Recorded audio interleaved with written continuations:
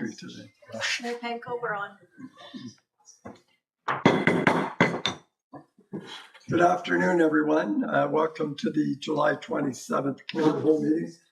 I'll be your chair this evening, Councillor Peter McKenna. As per our custom, we'll start with our land acknowledgement. And on July 27th, we acknowledge that this sacred land in which Smiths Falls is now located has been the site of human activity for over 10,000 years and is rich in Indigenous history. This land is the ancestral and unceded territory of the Algonquin Anishinaabe Nation. We're grateful to the Algonquin ancestors who cared for the land and the water in order that we might meet here today. We're also grateful to the Algonquin people for the contribution in the making of the Reader Canal, which runs through Smiths Falls. We're mindful of broken covenants and the need to reconcile with all our relations. Together, may we care for this land and each other, drawing on our strength of our mutual history of nation building through peace and friendship, being mindful of generations to come. Call the meeting to order. We have a full council. Just wanted to make a couple of remarks, if I could, as this is maybe my last opportunity to chair Committee of the Whole. We don't know what's going to happen.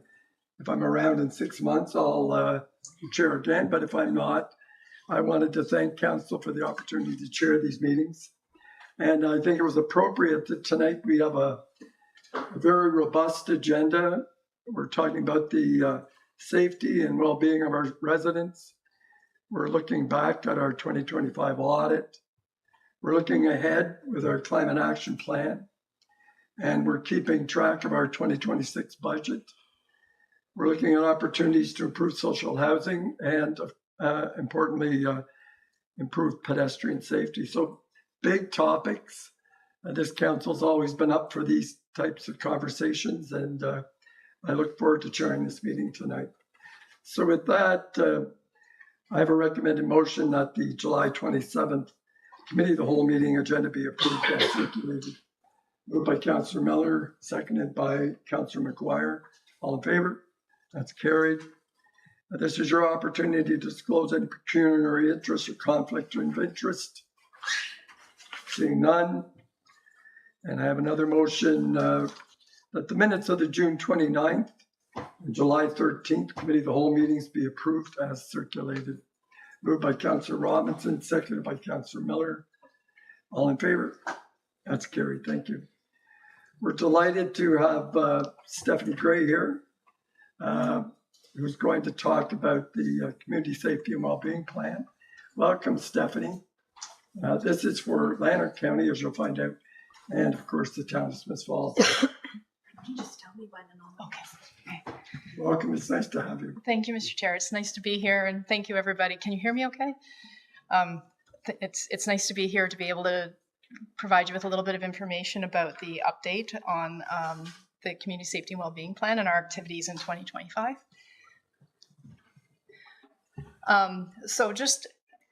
First I want to apologize. This PowerPoint has a lot of information in it. I'm going to try to go through it fairly quickly. It's some of the parts that you probably know, and get to the good news stuff. So just as a refresher, we began reviewing our old plan in 2023 to lead up to the update, and that involved a lot of community consultation and work with the data that we had. We identified key themes for the plan, developed goals and measures and strategies related to it, and it was approved by your council and all of the councils in Lanark County by the spring of 2025. This is just to show who is on the committee, the different agencies that are involved, and I've highlighted the town of Smiths Falls. We have Councillor McKenna as your representative on the advisory committee, and I should also note that Chief MP is one of the co-chairs for the committee, so some good representation from Smiths Falls and lots of interest in there. So just a bit of a review of the outcomes of our plan, because I think it's really good to go back and have a look at what we have pledged that we want to do. So we want our community to be one of opportunity and equity for diverse populations, where citizens have their basic needs met. where residents respect the legacy of stewardship of Indigenous people and continue to care for the earth for 7 generations. We're a community of collaboration. We've demonstrated that a lot, and we want to keep doing that so that we can prevent harm for people. We want to offer a robust range of health and services that are accessible in a number of different ways. And also that we have healthy relationships and respectful and welcoming neighbors where people look out for one another and residents are safe from violence in all its forms. The 4 themes that we identified for the plan, the big one is affordability and quality of life. There's tons of stuff involved in that. We've got our health our health theme as well, violence against persons and priority populations and diversity. And I'll touch on the different pillars within all of those. If you look at the plan, you can see the assets and risks and issues information that's detailed in the main plan, and then how we want to try to mitigate some of those risks. So for the affordability and quality of life theme area, we've got our income and employment pillar, which touches on poverty, employment, accessible childcare, and increased availability of digital resources. For housing and homelessness, looking to eradicate homelessness and increase affordable housing options. Food insecurity, it comes down to addressing root causes of those, which I can touch on a little bit. And just a shout out to Smiths Falls for declaring food insecurity state of an emergency. We're looking at doing some advocacy around that at the county level as well. Transportation, just increasing the access to different transportation options. And then climate change and environment, where we're looking at taking decisive action, increasing community involvement, and creating an understanding that's more in line with Indigenous teachings. And then the last item in this theme is belonging and civic engagement. So making sure people are connected and understanding what services are out there, increasing volunteerism, and also we're doing some more work to make connections with our municipal councils in the new term around aligning more with community safety and well-being objectives from this plan. So progress, lots of items to highlight here. And anything that you see there that has an asterisk is something that was identified as a priority for 2025. So we are starting our work with, and again, we're a little further along than some of these items because we're halfway through 2026 now, but we've got the advocacy underway for basic income and food insecurity. The county's 10-year housing and homelessness plan update is underway. The county's also been doing a number of official plan recommendations related to affordable housing. We've done some additional research related to living wage and cost of living. Childcare space expansion is underway in the county in Carlton Place and Mississippi Mills. We have been monitoring the work of the Eastern Ontario Regional Network related to digital and cell access and connectivity. We had funding through different Ministry of the Solicitor General grants for a number of things, including housing case management work with Lanark County Mental Health and also with Cornerstone Landing Youth Services, and police training that has helped to lead to some housing stability for different clients and just to help people to stay on track. Annual income tax clinics have been continued through ConnectWell, and the feasibility study that has come to the county and is being looked at to explore on-demand service is another milestone for transportation. There's tons of things that have been reported at the county related to their climate action plan report card. And we know Smiths Falls has also made progress on their climate action plan following the model for municipalities. Vulnerability and risk assessment has started for climate adaptation, which will tie into emergency plans, which is a concern that was raised by residents in terms of we don't know what to do if something goes wrong. Lanark County has also done some work with green infrastructure, building to net zero cohort, electrical vehicle charging, rate reduction advocacy, climate grants, and their Better Homes Lanark program.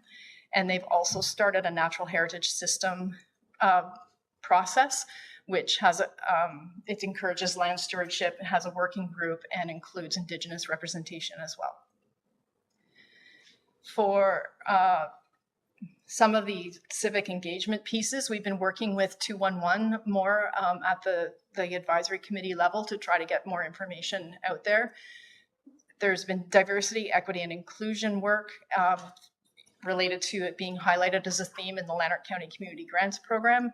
We also started some work to increase engagement with the local municipalities, which I referred to.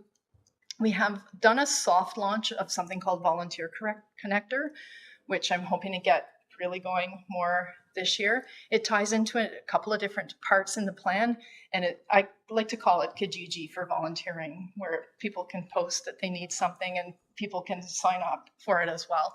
So there'll be more on that. And we've had some DEI-focused collaboration through the county with community partners as well, and different trainings. For the health theme, under physical health, we're looking at diversion, having more information available and better communication around wait times and range of services. And with mental health, increased resources for complex mental health or addictions, and improved reported mental health in children were the key goals defined there.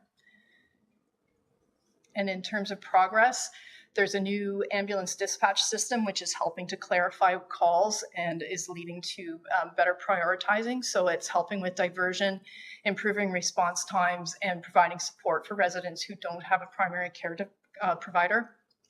The mobile crisis response team has, there's some good statistics there showing more encounters are being resolved on scene with police and the MCERT workers. So they're being diverted from hospital, but those who do go to hospital, there's a higher percentage who are actually being admitted, which actually demonstrates that it's working, where the people who need it most are getting the help they need at the hospitals. And Lanark County Mental Health has also got a new case manager, which is looking at reducing the number of repeat contacts through case management. Hopefully, I'm sure you've all heard of the Lanark Integrated Frontline Team, the LIFT program, which is doing incredible work. It's amazing. It ties into the situation table and all kinds of good programs. So that initiative began in late 2025. We have a diversity of services shown there, whether it's online and telephone. We now have some mobile services with LIFT and MCERT as examples. And Smiths Falls Police also received funding to enhance their call center and have made improvements around video and text 911 and GPS to help improve responses. We've had grant funding related to youth conferences that highlighted healthy relationships. Community partners hosted wellness fairs at local high schools as well.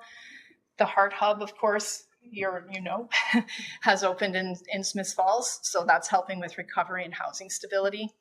Planet Youth Lanark County has been working on some initiatives for upstream prevention, including sleep health and safety in schools, and building protective factors to help reduce youth substance use. And the Lanark County Child and Youth Services Collaborative, which is a group that brings together youth serving agencies, established a community safety working group that will help to develop crisis communications when something happens, such as the murder in Perth of the young person, to bring people together quickly to try to get communications out there. And then in our violence against persons goals, we have the sexual assault, domestic violence, intimate partner violence, and gender-based violence pillar, lots of acronyms. And it focuses on supports for victims and survivors and becoming a zero femicide community. For hate-motivated crime, we want to increase cultural competency. And then we have a section for children, elderly, and others because there's specific crimes related to those populations, and we want to try to reduce victimization in general there and in those populations. Achievement in 2025 included Lanark County Interval House's Coaching Boys into Men program, which reached a number of high schools and teams to to try to instill some values related to healthy relationships amongst coaches and those who can, mentor young people. There was grant funding to support the Victim Advocate Program, which works with victims, obviously, through the justice system. We supported victim supports, cameras and security equipment, that kind of thing. IPV refresher trainings were held for police, and there's been education and prevention activities as well. Lanark County Community Justice has been hosting events related to restorative justice and intimate partner violence to raise awareness and try to get some momentum going on that. And there was an additional part to the annual Take Back the Night march that Interval House hosts in Carleton Place. And a group went to Parliament Hill right after for Take Back the Budget, which was several asks for the federal government to make improvements related to intimate partner violence. More on grants. There's a Proceeds of Crime grant that both Lanark OPP and Smiths Falls received, and OPP had a number of hate-related training and education pieces for officers. They have a safe and inclusive school officer visit and book program, which has been really successful with grade 2 students and just trying to create cultural competency, as well as anti-bullying presentations. And PDCI students did a significant Black History Month project as well, using some of those funds. Smiths Falls worked with RNJ Youth Services to do presentations on hate, discrimination, inclusivity, bullying, online safety, relationship, those sorts of topics to, again, help to create that competency. Lanark County has an IDEA committee, which is inclusivity, diversity, equity, and accessibility. And they have been working on increasing communications, developing a repository of EDI trainings that can be shared with municipalities and community groups, and anti-racism as well. And RNJ reached more than 7,000 young people through their Rebound Choices program and conducted a number of presentations to help to create those competencies and connected youth to supports. And there are a number of agencies who've been working over the years on including trauma-informed approaches into their activities. So they're working closer with victims and survivors that way. There was also an Emergency Management Ontario trauma-informed care session that was promoted locally with a number of participants to do more work around trauma and different emergencies that can happen with a municipal slant to them. And then the last theme area is priority populations and diversity. And you can see with this section, basically for those populations that are listed, children and youth, seniors and elderly, Indigenous, 2SL, LGBTQIA+, and new Canadians and immigrants and accessibility, we're just working to make sure those populations are supported in the community. And then some of the achievements in 2025, again, with grant funding, there were the youth conferences that were specific to those topics mentioned before. Lanark County Interval House continues work with its See It, Name It, Change It campaign, and it's expanding, and there's even more activity to report this year on that. Public education and prevention activities were supported through the grant as well. Southeast Public Health has released a municipal toolkit for building developmental assets to foster resilience and mental well-being in children and youth. We met with Rural FASD, and they were telling us about the work they have done on calls to action 33 and 34, which relates to their work with Indigenous individuals who are affected by fetal alcohol syndrome. The Perth Family Health Team has an Indigenous care navigator who's been really excellent with providing information about cultural supports in healthcare, training, and resources. And she goes well beyond Perth, like she services the whole county. So that's been very helpful to help Indigenous folks guide their way through different systems that when they need services. And we've also begun work to identify calls to action that require local attention. Queer Connection Lanark was busy last year. They held 3 training sessions with hospice volunteers. So as older adults are entering different settings, making sure people are trained to know what to do. They encouraged parents with trans kids in Elmont to form a support group, and would like to do that in other communities as well. And if you haven't seen There Is a Place for Me, the documentary that they released, it's excellent and provides really good insight into experiences of that population in our community. We've also been working with Lanark Immigration Partnership about being a welcoming and safe community. The IDEA committee hired NUPAC to do a report that helped to identify different DEI needs in the community, and Pride events were promoted widely as well. We've also been working closely with the Lanark and Renfrew Immigration Settlement Services group and LIP to engage with newcomers. That program has been established through funding through Immigration, Refugees and Citizenship Canada for 3 years, and they're doing really good work with connecting people, newcomers. Mississippi Mills is working on an inclusion charter, and we also worked with the immigration group on a series of workshops called Bridging Conversations. We've only held one so far, but it was excellent, where we brought in a number of newcomers and different service agencies who were able to kind of look at barriers that they might be experiencing and troubleshoot how we could get past those barriers. Service coordination with settlement services has been completed, so service providers can meet more easily with one another. And the new PAC consultant report has helped to identify gaps and strategies, and is incorporated into a work plan for the IDEA committee for this year. I was going to say, I think that was it. So I'm happy to answer any questions you may have. Thank you very much, Stephanie. It's we can only do so much at the local level, but it's by coming together that we're so much stronger, and sharing all of this work. We've made our community safer and much more inclusive. I'll just see if my colleagues have anything to add.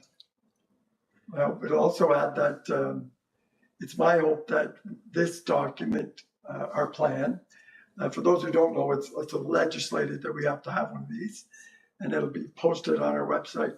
But I believe it's important enough that council will consider it as a foundational document. The next council, as they do their 4-year strategic plan and priorities, to say, and we have a number of really key documents, and this one is critical, I think, as Smiths Falls plans ahead 4 years. Absolutely, and that's part of the work with the engagement that I've been pushing on with the election coming up fast, incorporating more orientation for new councils and looking at ways that we can align with strategic plans and reports and things like that as well. Yeah, it's easy to be get discouraged and think nothing's happening, everything's getting worse. And in your report identifies that so many things are getting better by working together. So thank you. Mayor Panko. Sure. Thanks, Stephanie. And what's really reassuring with this is that I see our values are aligned with the rest of the county. Like really, what I see here is the priorities and the goals are very consistent with what we've been trying to do as successive councils in a row. And as Councillor McKenna said, they're having positives, a lot of positives. Even though the challenges are probably greater, I mean, we're still chipping away at it. I guess if I have a question, I assume you meet with other coordinators from across the province. Do you see alignment between our plan and other similar communities? I mean, Toronto may have a whole different situation, but when it comes to small urban rural communities, are we all pretty much aligned with our priorities and our goals? I think somewhat, yes. There isn't actually, at least I don't know of, a community of practice specific to these plans, but we do cross paths. And actually, there is a community of practice for situation tables, and a lot of that work is like done together. So we do communicate that way. And I think the short answer is yes. I think we have alignment with other plans, and it really the nice thing about these plans, the way they're structured, is you're really looking at assets in the community, like identify what is good and what's working first, and then look at the risks and try to. So you're never reinventing things; you're building on stuff that's already there, and you're also using that local data. So our plan's going to look a lot different than, City of Toronto's, but there are still a lot of those same themes because the province has, provincial priorities that it looks for in terms of the grants, and you see the same things. There's housing, there's addiction, there's, safe, like all of those sorts of things that you would expect to see in a plan, and a lot of them align, yes. Well, I guess when you look at the province, I guess it's requested these plans, if we all have to have it. At the same time, it's a lot of data they can use to help guide their own decision-making and policy going forward. So I guess we look at things like funding for the LIFT program and say the Heart Hub as examples. It does indicate that there is funding dedicated to the areas that really need it. We just need more of it. Thank you. Thank you. Stephanie's being a little modest. The Leonard County plan is quite exceptional in the province. It's very robust. It's well developed. The partners work really well together, and that's not the case in every jurisdiction. And That's true. Stephanie often gets calls and say, "What are you doing down there? It seems to be working." And thanks to your leadership, it really does help. Thank you, and thank you for your support on the committee for all these years, Peter. I think you said it really well when you talk about like the whole world is blowing up, but if we just focus on what we can do locally, it's like, okay, there's some things that we can do. Thank you very much. We're moving on to 6.2.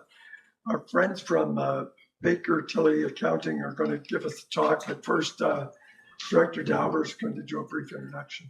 Thank you, Mr. Chair and Council. I just want to do a brief introduction to introduce Richard Steiga and Cameron from Baker Tilly out of Peterborough. It's their first audit with the town of Smith Falls, and they've chosen, instead of traditionally, it's the last several years, the auditors have been presented in person, online, virtually, and this year we have the honor of having them here in person to go through it.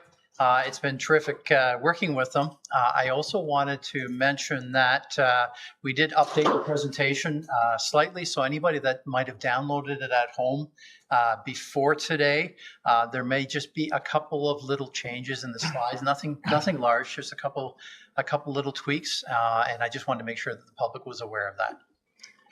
If they go on to the council webpage or the agenda webpage, it will have the updated version now. Thank you. Thank you. Welcome.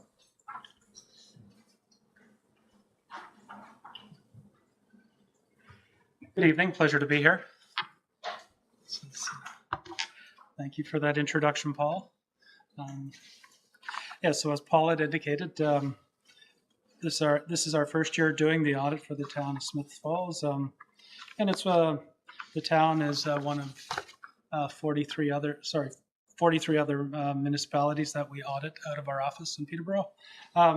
So we do devote a fair bit of time to that, pretty much throughout the entire year. So then my plan tonight was just to run through the presentation document.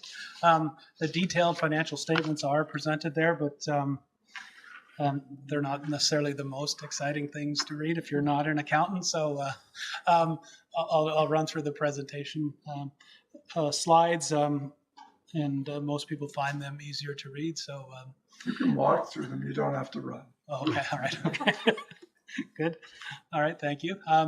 So yes, as your treasurer indicated, it is our first year of the audit. So then within your auditor's report for both the town and the BIA and the library board, there is another matter paragraph in there just making users aware that we did not audit the 2024 amount. So that's in the detailed auditor's report.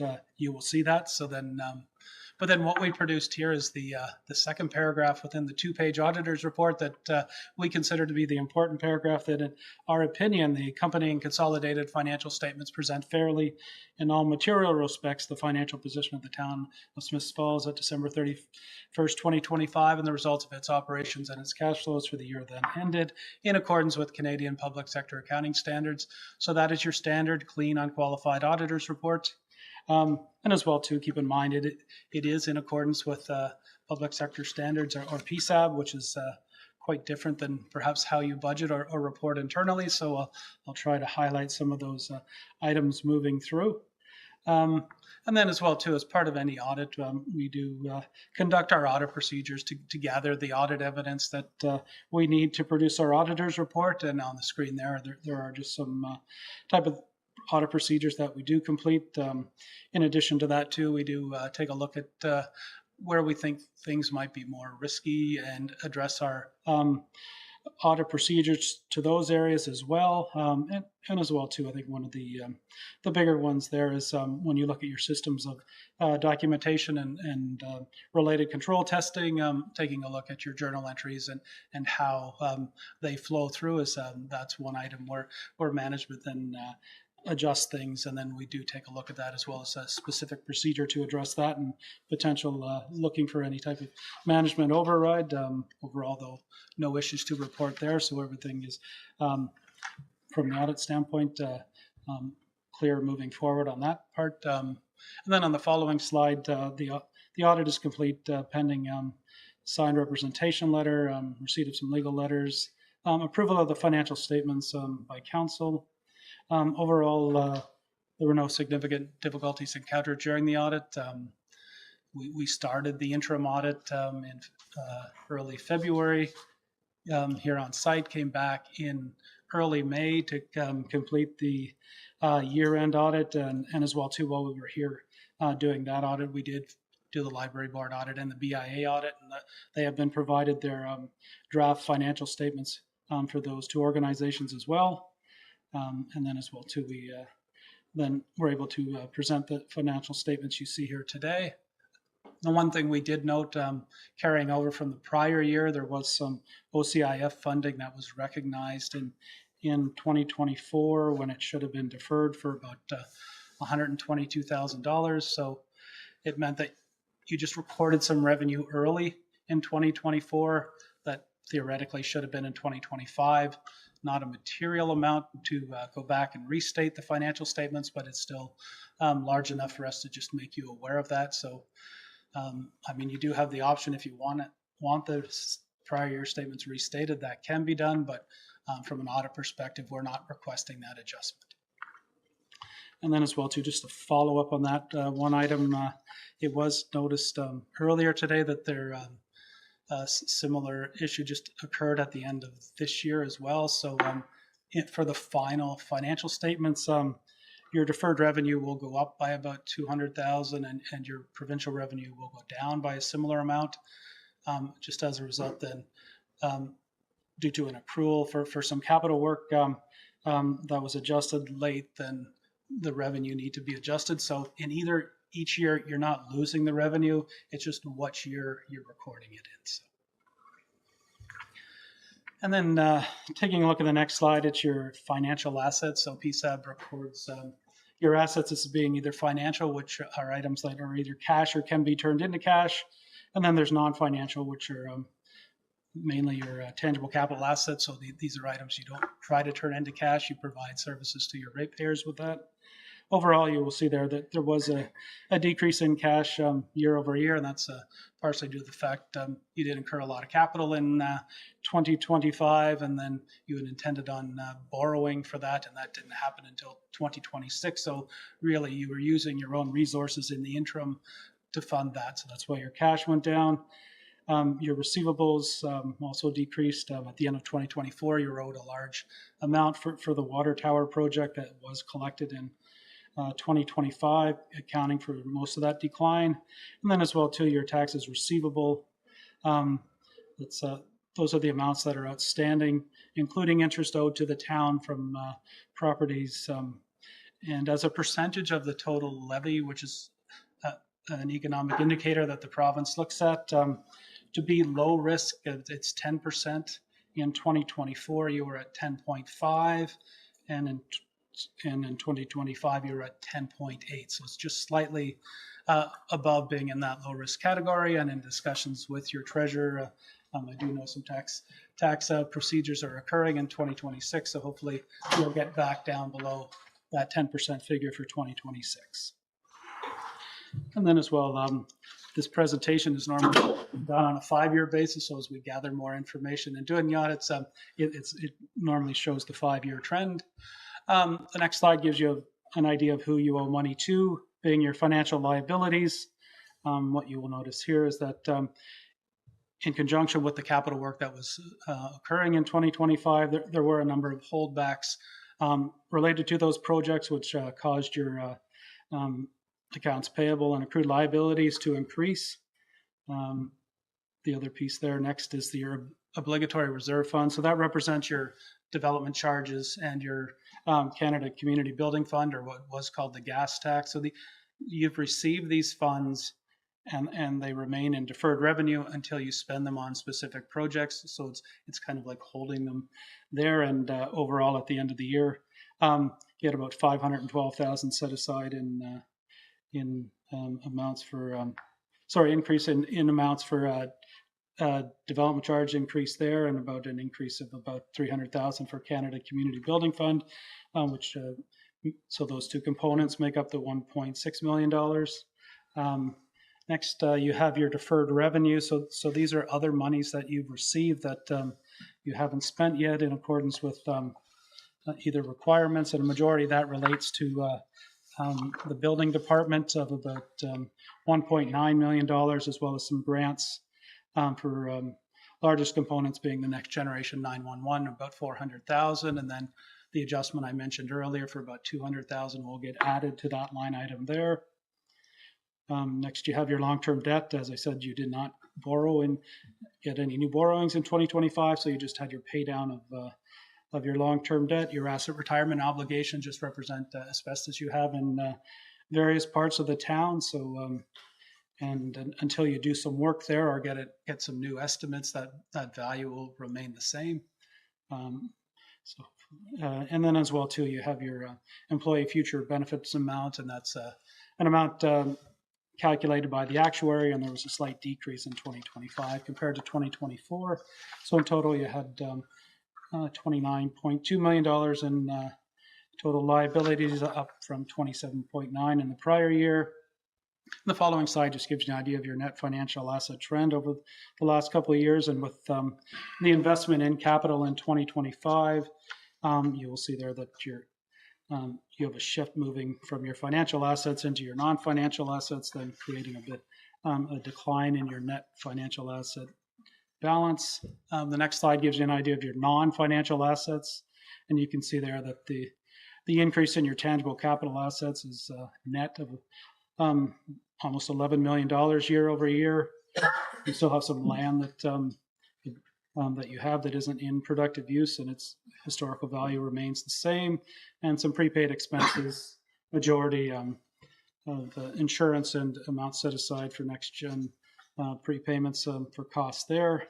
And then as well too, you have some other inventories in relation to public works and water and wastewater. And next slide gives you an idea of where you spent your $15.6 million in tangible capital asset additions, and within the buildings, or more so facilities, your water tower is about $4.5 million of that $5.7 million there. And then as well too, you did some work on the Confederation Bridge and the George Street project in your roads and bridges, causing most of that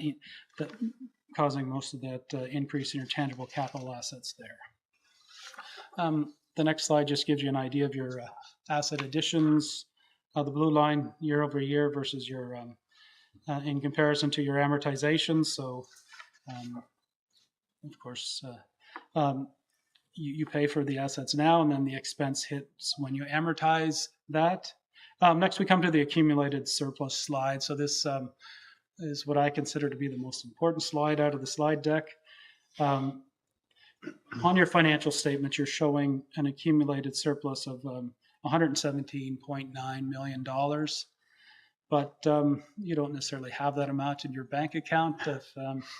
So really, the large portion of that is tied up within your tangible capital assets. So that top line there, invested in capital assets, represents the net book value of all your assets based on historical cost, less anything that's attached to it, like your long-term debt, your asset retirement obligations, and as well too in your case, you have about $10 million in unfunded capital that will be funded, and I think a portion of it already has in 2026 with long-term debt.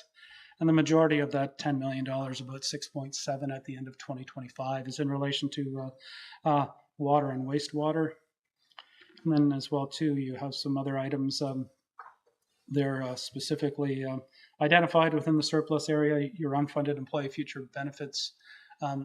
You don't have to raise that $2.5 million all at once because you're paying that each month when you pay the healthcare premium. So that's why it's set aside differently.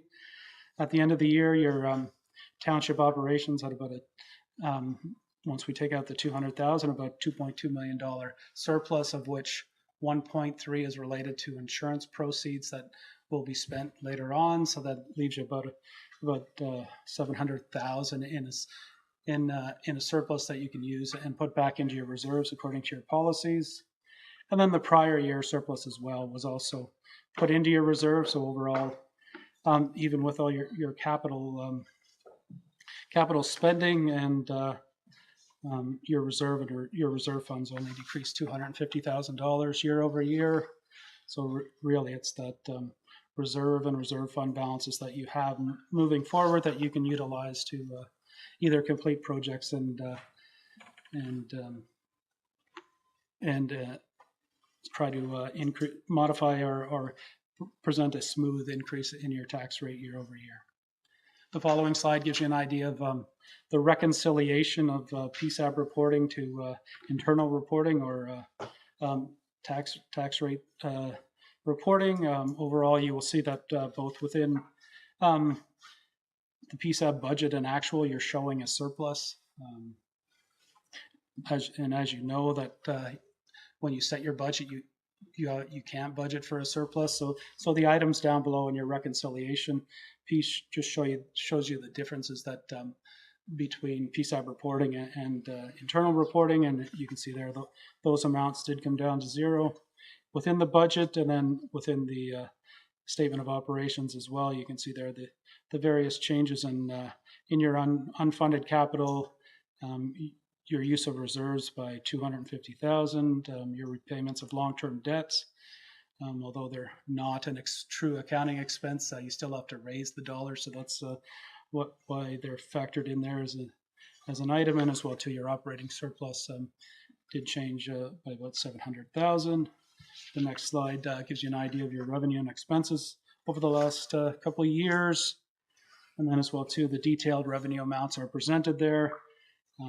Keep in mind, under PSAB, when you spend the money to earn a capital grant, let's say grants for the water tower or George Street reconstruction, you recognize the revenue at that point, but the expense doesn't hit until you depreciate that asset, potentially many years later. So your annual surplus, there could be some significant variations.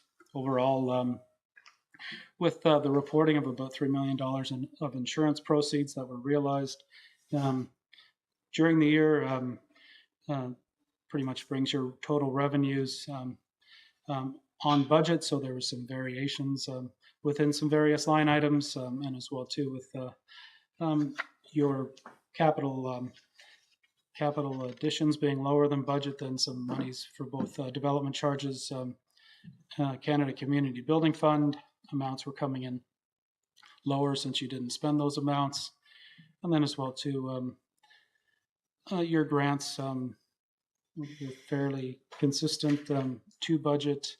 And then as well too, you had some donations, and then as well too with the interest rates declining, your investment income was a little lower, and the fact too that you hadn't borrowed yet for your capital projects, you didn't have as much in the bank to earn interest, so therefore your rate of return, your investment income was lower.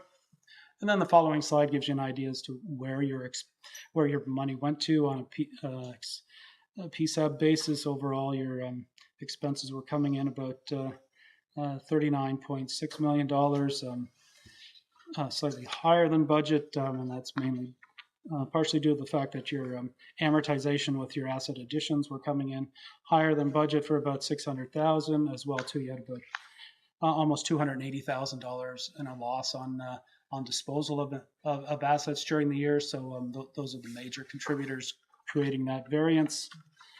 And as well too with on the final slide there that like most municipalities, you provide your services with your staff, so which is why your salaries and benefits are your largest components. So that's where things ended off at the end of the year for the town.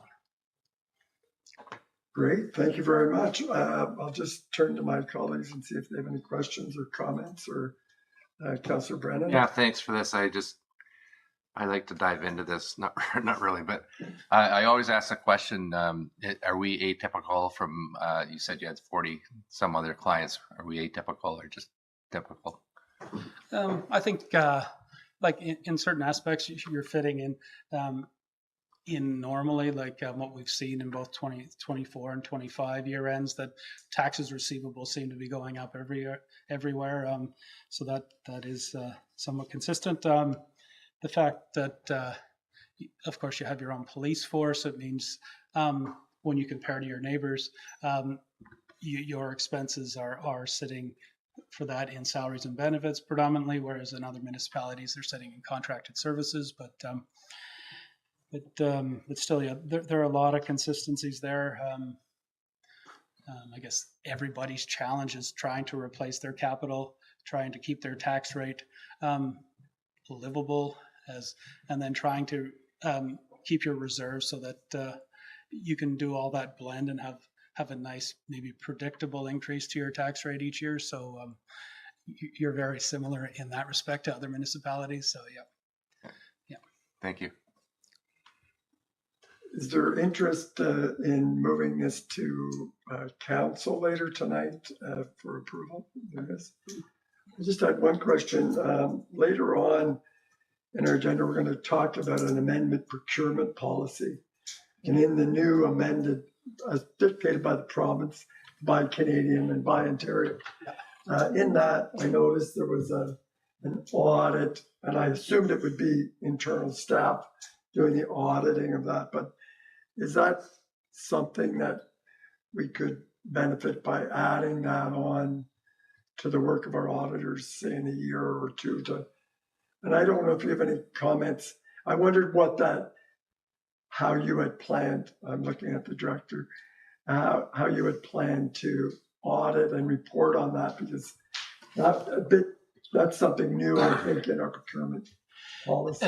Yeah, through the chair, I believe that's something that's dictated by the province, and it's the province that asked for it, and it would be on a case by case basis. I don't think there would be I don't believe, and I could be wrong, and Richard, correct me if I'm wrong, but I don't believe there's an overall audit of all of the procurement that is done by the town that meets the thresholds.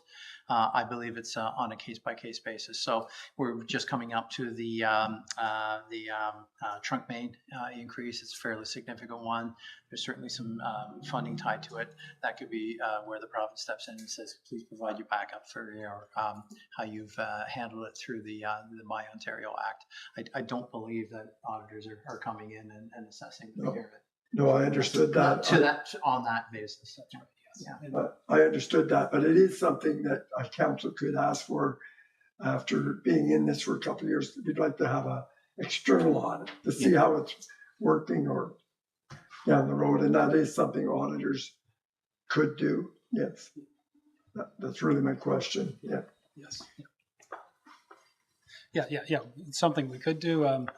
Now, of course, as auditors, we have the pleasure of looking backwards in time, so we can see how things were done. Whereas, so then ideally, you want to ensure that you capture all of that when you do the procurement process, so that you're not found to be violating your bylaws. So Yeah. Okay. It sounds like. Mayor Painter. Yeah, thanks. Just to follow up on Councilor Brennan's questions, I think of future vulnerabilities. So we're all municipalities are grappling with some of the same challenges, and it's like how much you maintain reserve funds, and you're using tax dollars to build a reserve fund, and you're drawing it out as you need for major projects, which we've done that, and we're trying to keep the tax rate at a certain level. But any vulnerabilities that we should be aware of and preparing for when it comes to the future. Well, yeah, ensuring that you're following your capital asset management plan. Unfortunately, over years, we have seen where municipalities and other organizations have kind of let that not follow it. And then, of course, you're sometimes stuck with the position where you're just obligated to fix something because it just needs to be fixed. So, I mean, ideally, if you can keep that and then trying to keep your reserves at a balance that sees you completing both doing your operational and still replacing your capital, that would be the ideal situation. Yeah. I guess the follow-up would be, I guess, based on the capital investment we made in 2025, which is maybe down a little bit from 2024, but consistent with our 5-year pattern of, I think, around the $20 million mark. Is that, based on your knowledge of our asset management plan, a suitable level of investment that we should be trying to target on an annual basis? Well, it is a nice target. I don't know what I don't have your capital asset management plan memorized or anything, but yeah, it all depends on the condition of your existing assets that you're not replacing, which is of course the big unknown. And yeah, so that therefore you'll want to ensure that you're planning so that you can deal with those. Yeah. Okay, thank you. Nice try. Got some good information in. Thank you very much. I'm sure from all the sounds that it was a pleasure working with you this year, and we look forward to seeing you next year. All right. Thank you. Yes, it was a pleasure working with your staff, and yes, they were very responsive. But there's was some changes in your staffing as well within that department. There was some just a lot of back and forth and ensuring things were done correctly. So yeah. And safe journey back to Peterborough. Thanks for coming all this way. All right, thank you. Stay and have a meal in town, and That's the plan. money. Yes, yeah. Yeah. All right, good. Okay, all right. Good night. Good night. C.O. Morris, do we have any directors' reports? We do indeed, Mr. Chair. We have one from Director Dauber about fireworks, I believe. Oh. Through the chair, more so as a reminder to the public, of course, we had the disappointment on Canada Day with the fireworks and the weather, making sure that the public was safe, which was a good response and the proper response. Staff were very good at negotiating with the company that did the fireworks display, or we're going to be doing it, that they will come back and do a makeup date. We were able to get that because of the hard work of the community services staff, and we're pleased to report that we were able to go back and get a date that agrees to what council's direction was, and that is on the Labor Day weekend. So we've secured for a fireworks show on Sunday, September the 6th. And there will be more details to follow, but the date will be Sunday, September the 6th for the fireworks show at Lower Reach. Thank you. Great to know. So there were fireworks following the audit. So that's correct. Just let it be known. All right. We're moving on to 9.1, application for encroachment with Mr. Grenke.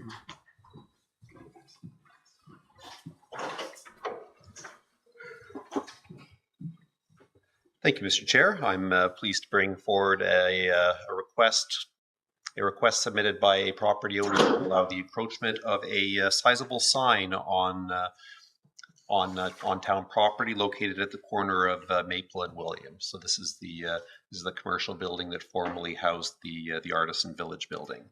So the building is fairly close to the street lines, as you can see on the sketch, and certainly its location a little bit off the main beaten path has suggested that the property owners would want a little bit more visibility for the businesses that they hope to locate in the sign, or locate in there. So they're with that in mind, the sign, unfortunately, there's no other location other than on town property to include the ground sign.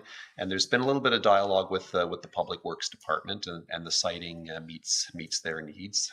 it was a little bit different from what was originally proposed. And with that in mind, our recommendation is that council authorizes the encroachment of the sign onto the public right of way, subject to the terms of the standard terms of an encroachment agreement that define the responsibilities and the maintenance obligations for the sign. Same agreement all around. I think council certainly wants to support our local businesses in any reasonable way we can. And this is certainly reasonable, so this will come up later this evening. Thank you very much. The June 26th budget monitor with Director Dauber. Just So, Mr. Chair, he just went out to thank the auditors. did the auditors adieu. So I can start off and then he can come in and Sure. speak to the details. So as council knows, our financial policies dictate that we provide monthly budget monitoring reports starting in July for the first half of the year. So that's what this report is about. So the target at the 50% point or halfway through the year, 50% of expenses. So I don't have the detail in front of me, but the gentleman that just walked in the room does. But I can tell you we're on track with budget, and Paul can provide any deviations from budget. But I would say generally we're on track. There are seasonal variations in spending that have to be considered, and he has taken that into account. Thank you, Dr. Paul. Dauber. Yeah, my apologies, No. Chair and Council. Thank you, CAO Morris, for jumping in there and just following up on his words. Yeah, there are seasonal challenges. One of the biggest ones that you'll notice that's repetitive throughout the process would have to do with the insurance is getting the journal entries in for the insurance. Our insurance is based on April 1st to March 31st. Therefore, we have a large amount of prepaid insurance. We traditionally haven't kind of done that journal entry on a monthly basis. It's something that now that we're gaining some capacity within the finance department, that we'll be able to start doing that and being a little bit more on track. But as of June, we had not finished that, but we hope to continue on with that moving forward. So you have Appendix A in front of you that's talking of, it just kind of explain the variations. With at 50% of the way through the year, June 30th, and outlining each department and where they're at. Obviously, the biggest thing is that sometimes we collect the revenue up front. So it's not fair to kind of say this is what our current surplus is, because it's nowhere near what we're going to be in the end, so it's overinflated. So I would draw council down to, and there is a change, and that's kind of why I'm drawing council down to this in the public. We adjust the property taxes, which is basically half. We have recognized the whole year's revenue of taxes because the final tax bills have gone out at this point. They go out towards the beginning of June. Therefore, when the tax bill goes out, the whole amount of revenue is collected or recognized. Collected. I don't mean collected. I mean the very opposite. It's recognized, and we haven't collected it. We will be collecting it between now and September. However, we want to be able to pull that out to give a realistic picture to show where we are at 50% of the way through the year. So the adjustment to the property taxes is basically halving it, saying we're halfway through the year. So let's recognize half of the revenue. The one thing that's slightly different, and this is why I want to draw council's attention to this, is that what I didn't do last year is there are a few departments that are revenue neutral. So any of excess revenue over expenses should actually be drawn out, because at the end of the year, it will be zero. If they happen to have more revenue than expenses, then it goes into their reserve account to use in future years, like the DBA. So they've, again, recognized their whole levy at this point, but haven't incurred all the expenses. So we've drawn back the $83,000. The small business, the SBAC, they get funded in a kind of a large lump sum amount from the province. That's where most of their funding comes from. So again, we pull that excess of revenue over expenses out because at the end of the year it will be zero. Water and wastewater is treated the same, although we do a subsidization to the tune of $965,000, and that's an adjustment to say we have a timing difference. And this year, what we're seeing is that the revenue is coming in ahead of a lot of the expenses. So we've done that adjustment to back out 482 to arrive at where we're currently sitting as a surplus. Now, I know in the past, council has said, it's repetitive information to keep coming back with the budget monitors and explaining it line by line. So I have two proposals that council can choose from. One is I'll just be willing to take questions, answer any questions the council might have, or this first time I can run through it and then subsequent budget monitor presentations, just present it to council and take questions. Any thoughts on that, Councillor Miller? I would be fine with just asking questions. Okay. Any questions? Yeah. We've gone through it. Everybody's read it, and Okay. it was a great read. Great. So questions then, Councillor Miller. Thank you. And I have a funny feeling I've asked this in previous years. I'm sorry I can't remember the answer, but I noticed the railway and hospital contributions haven't been sent along. Do we usually wait to the second half of the year, or is there a reason for that? No. For the hospital contributions, there's no timing. We don't receive an invoice. It just needs to be set out. So it needs to be a reminder to actually send it out. So that'll be going out in July. We have that commitment with them, and they haven't been certainly contacting us as far as getting that contribution. Going forward, I will make sure there's an electronic note within the budget system to send that out early in the year. As far as the railway contribution, I believe there's an agreement that's waiting to be signed on their part. Any other questions?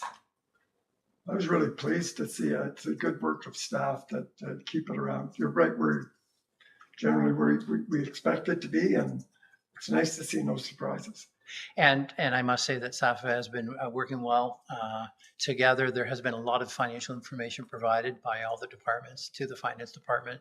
We're seeing I do notice an increased cooperation this year over previous years. And I don't mean that departments were not cooperating in previous years, but the flow of information is coming much more, which is very helpful for the finance department to be able to provide these updates to council. So I do appreciate all the efforts of the departments in the corporation. So we've received it, and thank you very much. Thank you. Don't go anywhere. All right. As you know, we're going to talk about our amendment to our procurement policy by Ontario Compliance Report. Please and thank you. Okay, I just need to grab my paper.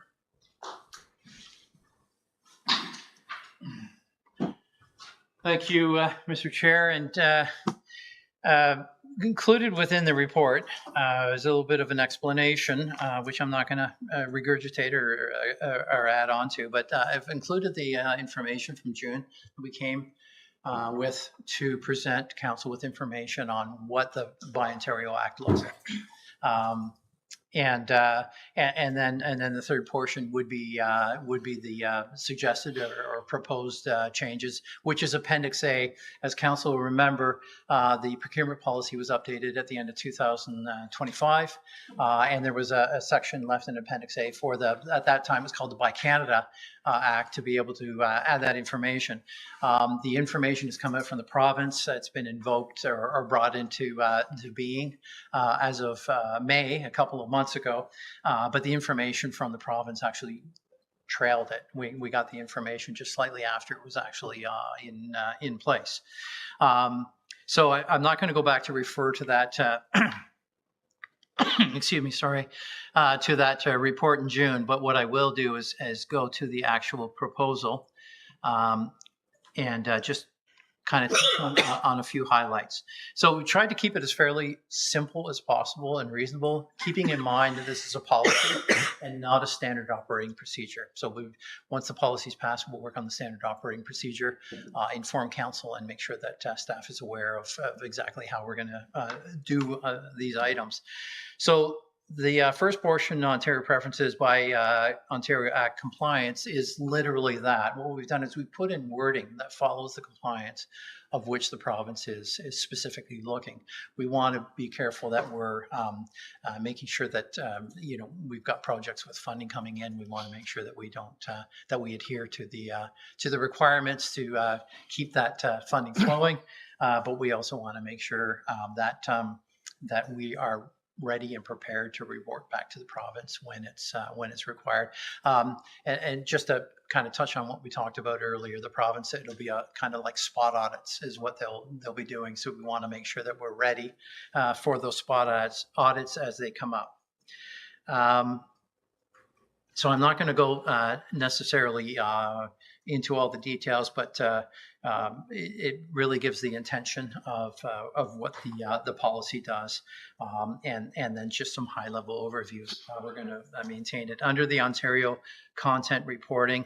It basically touches on the fact that there will be some reporting, that there will be some mechanism, and staff will put some procedures into place to be able to record that as the event happens, as opposed to just going and gathering the information when the audit is required.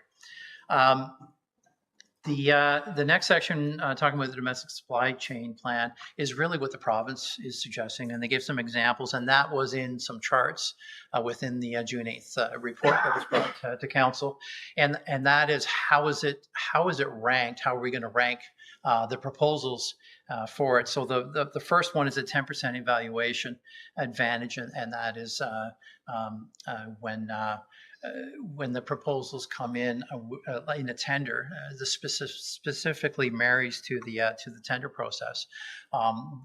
Basically, 10% of the price within that document is essentially knocked off in theory in order to give them that price advantage, and then the lowest price, the tender would be awarded on the lowest price based on that 10% lowering of that price based on the percentage of Ontario products and services that are involved in it.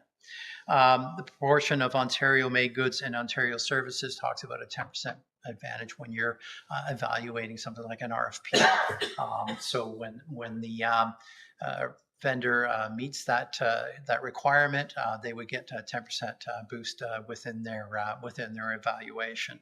And then the domestic supplier chain preference evaluation method too, again, just builds on that and talks about basically at that point, just the one that has the advantage is the one that gets the highest score. So there's three different methodologies for evaluating the procurement.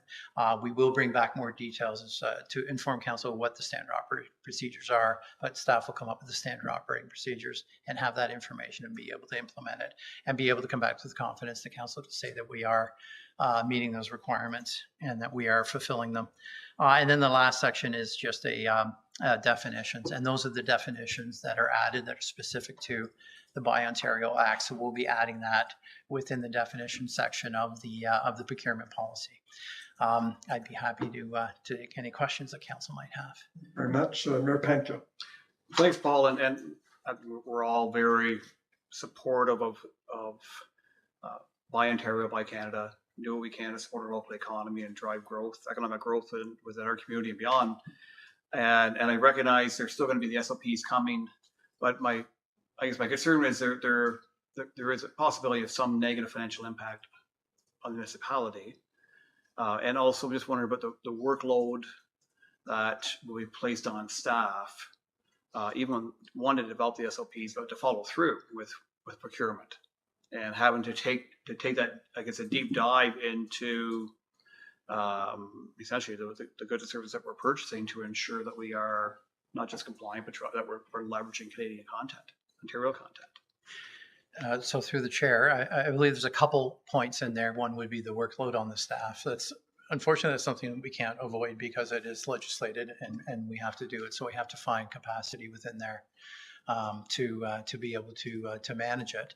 I think it would probably be very wise to complete a rigorous or very thorough SOP that's very specific. And then the recording of the information the actual time that the procurement is happening. It would certainly lend itself to a lot less effort as opposed to looking back at it retroactively in the future. So we will certainly have to have a process to do it in the moment. But you're correct. There will be additional staff requirements, and there's really not too much we can do about that at this time. It's certainly something that staff will be looking at as far as what the workloads are as we approach the 2027 budget to see if there's any implications there. I believe the CAO had a question. Thank you, Mr. Chair. So to augment Mr. Dabra's response, I think we can pride ourselves on being a very nimble organization. It's not uncommon to close a tender on a Wednesday and get it on the agenda Thursday by sunset and approve it Monday. That will change.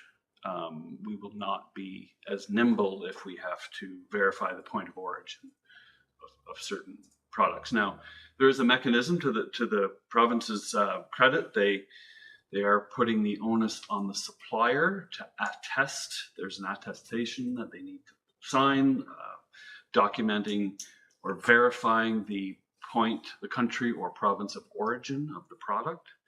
So we're going to rely on what they tell us. I think there's an acknowledgement that we can't validate every product or purchase. So we will evaluate the attestations that they provide. And they're going to have to tell us, is it 20% Ontario product content or is it 80%? So that's going to help a little bit, but there will be a validation process that we still have to go through. So we're going into this with the very best of intentions, but there will be occasions when we're not going to be as nimble. We'll all do our part. Anyone else? And through the chair, if I could just finish off you'd asked about some of the costs as well, and it's acknowledged within the province has acknowledged that this may end up costing municipalities and public service organizations more, but there is a ceiling on what the delta is between the next lowest bidder. And I apologize, I forgot to write it down. I think it's somewhere around 15 to 25%. I will verify and come back to council with that. But there is a ceiling at which that legislation it does not apply. So there is a measure of reasonableness within the province, but make no mistake, there is a good chance of costs going up at least somewhat. Thank you. Yeah, please. I'll just verify it is 25%. So it's a reasonably large number. Now, I don't look at a lot of procurement and services, but we see some of them coming through here. And the good news is most of them are Ontario-based already. Mm-hmm. Sometimes we have to buy a fire truck from the West or some things that aren't available. But it's my just history over 8 years that most of our services are coming from certainly Canada and Ontario. Is there can we take this farther? Can we say, and you'll get an additional 5 points if it comes from Smiths Falls, if any of those products? Is there anything stopping us from, now that they've opened that door, from going just to, not that we would have a lot, but. Yeah, so great question. I would be guessing if I tried to answer it, but I would say we would need to base any preference on trade agreements that we have with, the North American one, which is a bit in limbo, but it still exists, and the European trade agreements that we have. So there are thresholds within those agreements that prevent local preference above a certain threshold. So I think for purchased goods, it's 169,000 comes to mind as something in around that. So anything below that threshold, they're very well defined. I think it's 8.5 million for construction and 170,000, let's say, for purchasing goods.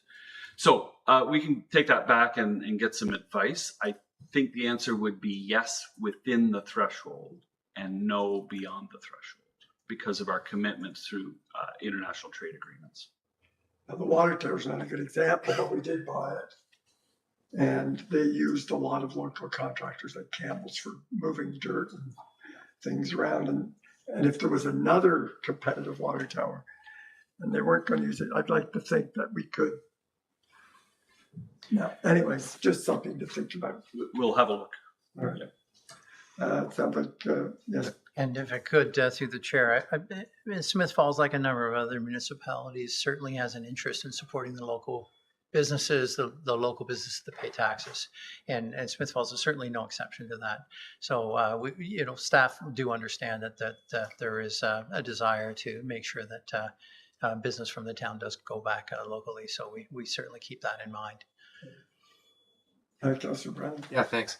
Yeah, I just, if we do incur costs over and above because we're doing the right thing and we're being required to prove our case and be ready for a spot audit, maybe it's time to talk to AMO about a special municipal rebate fund for the extra costs that we're incurring. Just throwing that out there from the province. C.O. I think picking up on Councillor Brennan's comment, I think for the first perhaps several years we could do our own internal audit and take stock of the impact, and I think it would inform a advocacy decision like that. I find it to be a very clever response.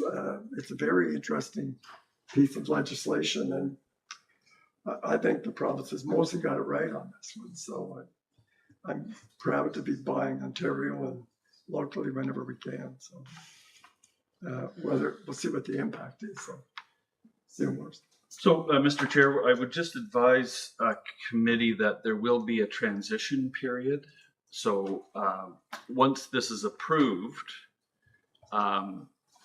if it's approved, then we will start to embed it in our procurement documents. So at this point, we have not, of course, because it's not our policy. So I would just caution that we have some really large tenders out right now that did not embed Buy Ontario language. The phase 1 trunk main, large project, was just awarded. We have the Operations Center, Public Works Operations Center that's out right now. We did not incorporate Buy Ontario within that procurement. So we've not asked for suppliers to provide attestations of the origin of the products and services. There may be a few smaller ones, but once it's approved, we'll start embedding it in our procurement documentation. But there's going to be a few that will come through the system that will not comply. And I think the province understands there is a transitional period. Is council ready to bring this to council tonight? Yes, we are. Okay, thank you. Thank you very much, Director Dauber. Thank you. Mr. Grant, please bring forward the climate action plan final draft. Okay. And welcome. Thanks. Everyone. Today, I'm pleased to present the final draft of the Climate Action Plan.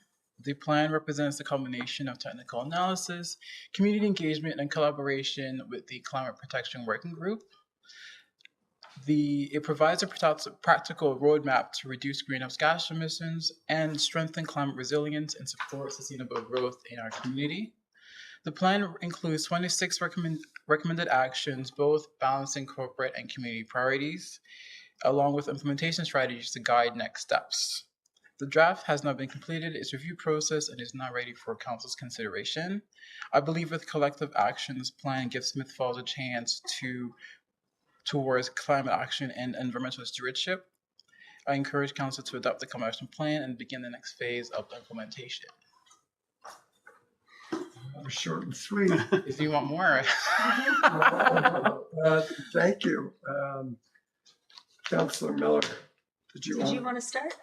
Well, I can. I count 30 recommendations. Yes, some of them were compiled so that they were kind of doing the same work. So they're the same action, but they were just put together as 2 items so that they're doing the same work. So, Well, just to say that this is a culmination of years of work by Mr. Grant, and Mr. Brandon's in the gallery tonight. One of our members, Mayor Panko, and I have worked on this, and the names of the participants, including senior staff over the years in putting this together. This is not, it's not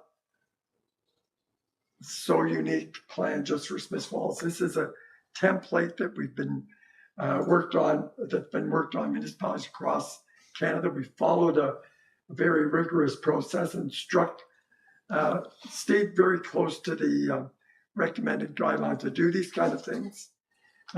It's no surprise that as a corporation, the municipality is not, we're about less than 2% of greenhouse gas emissions in our community. 98% are outside this building in the homes and businesses. And that's where the real work is. The municipality, I believe, they've demonstrated the willingness to reduce our greenhouse gas emissions without a plan. They've been working towards that. We have been. And they're asking us to go farther, and I'm sure we will. But as leaders, as a council, mostly the next council that will be elected this fall, will really have to pick up the mantle on this and encourage and embrace with our citizens and our businesses the opportunities that are out there. And there are many opportunities. We have a very localized concierge program that will help residents figure out how to reduce their greenhouse gas emissions. Much of this is low cost, low hanging fruit. So the municipality, by endorsing this and getting on board, particularly the next council, is saying to our community, this is, and we don't have to look any further than recent flooding in our community, more heavy rains this week and tomorrow, severe forest fires. So the deniers, I'm just not listening to them anymore. The majority of Ontario Smith Falls residents want leadership and they want action. And this plan is our roadmap towards that action. So I'm delighted to bring it forward along with Mr. Grant to you. And if you have any questions or comments, we can talk about it later in the council meeting, or we could wait a little bit to give some time for it to percolate. So I'll open it up to council to see if you have any comments. Questions? Okay. Councillor Miller. Okay, thank you. I was also going to start with thanking those involved. It's great to see Sue Brandon here and that our councillors were involved, and thank you to the staff. It makes me so proud to be part of this community. I think we're really setting a high bar. I love that we're setting an example by adding the climate lens piece to our council reports. I think that sounds like a simple thing, but I think it really sets the bar for everyone else. If it's okay, I just have a couple of questions. Please. So the coordinator role, am I assuming this, even if it's just part-time, would start in the new year with a new budget, or do we have a way to integrate that for the fall? Go ahead. Yeah, so great question. At this point, we envision the coordinator role being incorporated into an existing role within the present staffing structure. And I would add that there's 30 recommendations here. It'll be up to the council and the staff of the day to decide, do we move ahead? Do we have the resources and time? You know, I'm optimistic that all of this will get done, but the timing and the affordability will move at the pace that we can actually do. So when you're doing your 2026 budget and that coordinator opportunity comes up, staff will have an opinion and maybe council will have an opinion, and hopefully they're aligned. And one more question, if you don't mind. I was wondering if the building inspector or that building department was consulted, and whether the building code was referenced, or whether there's opportunity to look at that more closely. So Just are you curious. curious about like building code upgrades with respect to our own facilities or just overall? Well, I think we always start at home and then overall. So I know that the building department wasn't specifically consulted with respect to building code upgrades. So how we looked at it, we looked at it from a facilities management perspective. So if we're looking at sort of a retrofit, a deeper retrofit for the building, that's where that comes into play. The OBC, I think, it just has a minimum requirements for sort of sustainability. So things like that would just be for compliance. It wouldn't be going above and beyond like a green building, for example. Thank you. Councilor McGuire? Thanks. Yeah, it's a really good read and a lot of good ideas, and I appreciate all the work that's gone into it over the last few years. I'm a little bit worried because I think of the active transportation plan that got approved in 2021, and we're still struggling to get a lot of the ideas and projects in that implemented. So I really hope the next council is able to get this into the strategic plan and get this operational, because it's great to have it on paper, but like our active transportation plan, it's not good enough just to have it on paper. I really hope that it's going to change how we think about our projects as a town. The George Street redevelopment project for me is a good example, where we passed a tree canopy policy a few years ago, but we put a whole new street down, I forget how many blocks, with no street trees. And if we're going to say that this urban canopy is important, and we're going to say that, you know, we want private property owners to do this stuff, I also want to see leadership from the town to put the trees down when we dig up a road allowance.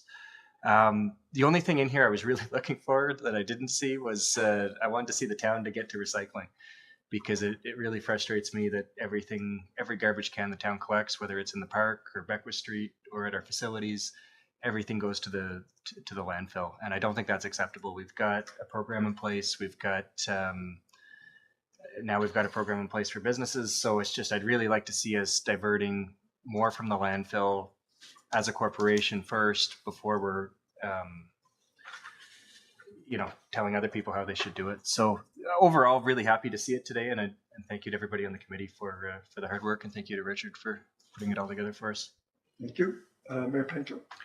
Yeah, thanks, Richard. And I'm just really pleased to see this come to the point we are at today. This journey started in 2019 when we first introduced it, and council agreed it was a priority. We wanted to work towards it. The pandemic sort of sidelined us for a while, staffing limitations, but we really got traction a few years ago, and here we are. And I think as Councillor McKenna indicated, we see the profound impacts of climate change all the time. The severe heat, the forest fires, obviously across the country, but in Spain and France, and large populations having to be evacuated in certain cities just to avoid the risk. Out west and up north, the severe rain impact we had back on July 16th, and systems that we never had, we're not prepared for, and not even able to manage when they do occur. Protecting our citizens from heat is also critical. We know we're going to probably milder winters, which may be a byproduct. Maybe also maybe more snow to manage over our snow removal budgets or winter maintenance budgets. But overall, we've already committed to milestone targets of what we see for emission reductions, and now this plan indicates how we get there. And a lot of thought by a lot of people over a long period of time to get to this point. And when we look at the biggest equation, certainly is the community emissions. Recognize that I think it's 55% are transportation related. And that is, in some ways, an area we can impact. So obviously, by making sure we have public EV chargers, by encouraging our public to embrace that, by maybe speaking to our car dealers to make sure they have those options available on a frequent basis. The federal grants are there today to make them more affordable, and recognize the overall impact, not just from a climate standpoint, but even from an economic standpoint. We're not spending money on gas at $1.80 a liter. And that's certainly motivating people to look at other options. And working with partners like the county, with heating companies, to ensure that the community is aware. You mentioned the Climate Concierge program, the free program for the public to get involved and understand how they can make a difference within their own environment, how they can save money, how they reduce their heating costs, how they can take advantage of heat pumps and insulation, and the grants that are available out there to help them do so at a reduced cost. And so there's all kinds of resources available. We've identified a huge number of priorities. So from a community standpoint, I think we play a large role. The facility plays a large role in trying to help guide people, inform people, and enable people to take advantage of the actions. Corporately, it is 2% or 1.6%, I guess, of the overall emissions. But applying that climate lens, as Councillor Miller indicated, and as Councillor McGuire said, applying, we're making decisions in the future, making them differently. And that means when we're building new buildings that we're using heat pumps, we're going to insulate properly, we're going to make sure that we're going to be reducing our carbon footprint. It means taking advantage of renewable energy, whether that is solar panels on some of our buildings, whether that is taking advantage of the hydroelectric opportunities we have within our community. So overall, we have an opportunity to work towards that net zero we have aspired to by 2050. It's going to be up to the future councils to put in together the policies, the practices, and the commitment to make it happen. But I'm excited we're here today. I hope this comes to committee today, or to council, or it's approved at committee, we move it to council, get working on the priorities, and set the stage for the future. So it sounds like Councillor Quinn. Thank you. But I agree, we are the ones, the town are the ones that need to really start this. And we also need to do an education program. I think it's wonderful when I look at my computer and there's something, well, this week it's the blue box to be recycled. But let's get people understanding what they can put in the blue box, what they can put in the yellow box, and little reminders. It's just a small education program that can work and work and work. And it's like right here in the town hall, we're replacing the roofs. Yes, it's going to be costly to replace the roof, but what benefits are we going to get from it? So I think it's that kind of education that we need to get out to people so they understand. You're going to have to pay a little bit more here, but in the long run, you're going to gain. Thank you. Thank you. So the question is, it sounds like there's a support for endorsing and approving or receiving this. Is it tonight, or do you want to take any more time to Mayor Penco? Yeah, I think this has been in the works for 7 years. We've had our public consultation, extensive opportunities for public feedback. I think we were all believing this is a critical and a very important step forward, and I'd like to see us move ahead with it tonight. Okay. Okay. It'll be put on the agenda later. Thank you very much, Richard. Thank you. For everything. All right. Have a good night, guys. The extension of the memorandum of understanding with C.A. Morris with Carebridge Community Sport. Thank you, Mr. Chair. So in October of 2022, the council of the time had entered into a memorandum of understanding with Carebridge.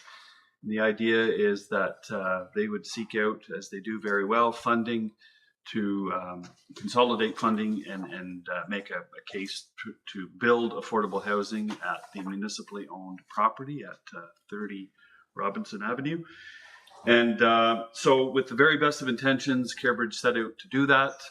There were some, I guess, funding inability to secure funding. Some of that funding typically comes through the county from the province. And I think locally that money went to Perth. There's a project in Perth and I think one in Carleton Place. Anyway, all that to say that the money didn't flow to Smiths Falls.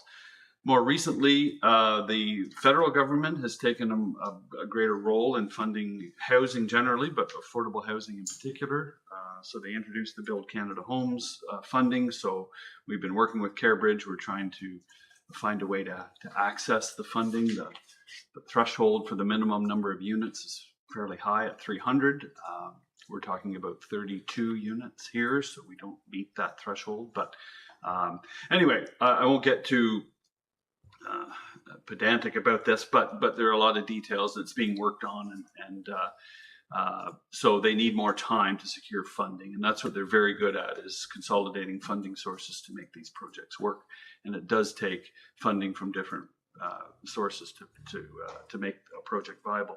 So we've contacted Mr. Eves, the CEO, and their they think a 3-year extension would provide enough time to make this project happen. So our recommendation is that we extend it for another 3 years. I'm seeing thumbs up all around. CEO Morris, thank you. And you'll get back to them and let them know that. Thank you. Councillor McGuire, I think you're going to take 9.6 off, referring to Beckwith and Lombard intersection. Yeah, thank you, Mr. Chair. So it's been brought to our attention that the motion we previously passed didn't fully account for the discussion that we had at the previous meeting. So I'm suggesting tonight that with committee's consensus that we endorse the Accessibility Committee's motion that was originally brought to us. I think that really captures the essence of what we were talking about at the last meeting, and it's been well thought out and covers all our bases. So, comments or questions?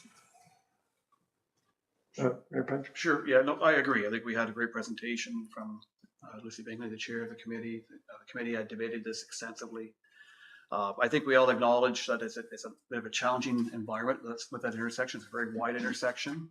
And I think we're all committed to ensuring we can probably provide the safest environment possible for citizens who are using that intersection. I think we want to make sure that we're community that works for everyone. And that's whether it's a senior using a walker or somebody using a mobility device.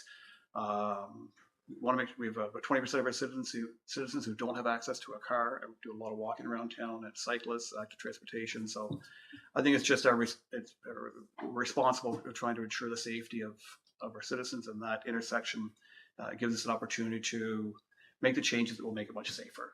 And so I support that, and I support the essentially the concept that we will make the changes necessary to accommodate all users. Prioritizing, I guess, we want to make sure we still maintain traffic flows effectively. At the same time, we want to prioritize the safety of pedestrians and people using mobility devices and cyclists, essentially. CEO Morris, does staff have any comment on that motion? Or is there any, not necessarily a comment, but in anticipation of this coming forward, we did reach out to the consultant we hired on the bridge and the intersection project, TSI, and asked them for a proposal with a quote for an expanded analysis of the intersection. So we received that earlier this afternoon. So council will recall the estimated cost to do the analysis for the channelized, the right turn channel only was $25,000. That's what was approved. So the response we got to do the full intersection analysis, to do a feasibility of making changes, and to do a preliminary design would cost between $55,000 and $60,000 is the quote they gave us. So I think the question is, do we proceed with that and expand the budget for the project, or do we start over and go out to the market for a consultant to do that work? If the latter is chosen, it does change project timing. It could delay the project. I think from a staff point of view, it would be important for council to proceed with the bridge work, because you'll recall there's only a window of non-navigation season that we can get in there and do the work. So we would suggest strongly that we proceed with that. So I throw that out there to looking for direction, whether we simply accept the proposal that we received and stay with the consultant we have. They're obviously familiar with the project, so there's value in doing that. Or whether we want to get a competitive quote for the work.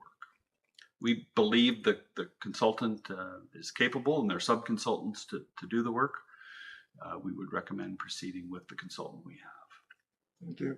Councillor Miller, you. And that's fine with me. I support Councillor McGuire's comments. I think I'd like to support what the Accessibility Committee said. And I'm fine to use the existing consultant, but I'm also fine if we broke this project into 2 sections, get starting with the bridge work and then re-tender the intersection. I just think we're not going to do this again anytime soon. So let's just make sure we do it right. So that's where I'm standing on that. Okay. Well, I would hate to see a motion on that, to that, just, Yeah, it may be timely to just talk a little bit about what hiving this off would do from a funding perspective. So as a committee knows, we applied for Connecting Links funding. We were successful. The lion's share of the funding is for the bridge because at the time the intersection work was somewhat cosmetic. So if we were to expand the scope, we would want to engage with the ministry because the type of work being contemplated is Connecting Link eligible. So we wouldn't want to necessarily forego funding we might get. So we confirmed last week that the Ministry of Transportation intends to launch Connecting Link 12, intake 12, soon. We expect that announcement this week or next. So one option would be to hive this off and apply for funding under Program 12, Intake 12. I'm offering that now because we don't need that decision tonight. I think we need to do the feasibility first to see if it's feasible and affordable and checks all the boxes before we notify the ministry. But I offer that as a downstream suggestion if we do in fact expand the scope of this project.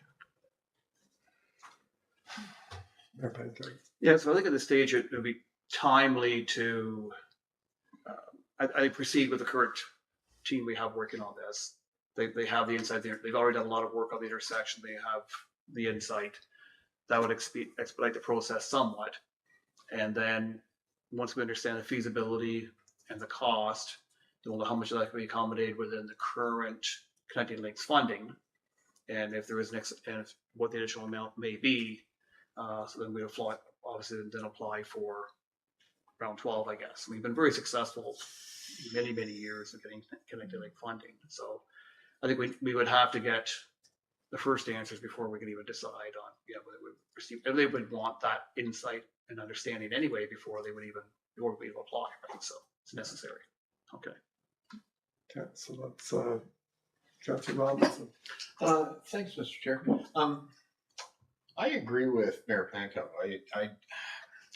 I would much rather go ahead with the existing work that we have the funding for and do the study and then apply for more funding rather than go at it.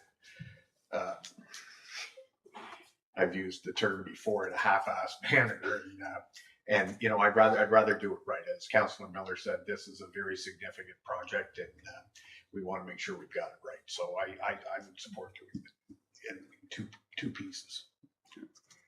Okay, so we have a consensus to adopt the motion as originally presented by the Accessibility Committee to use the existing consultants and to proceed at that estimated cost.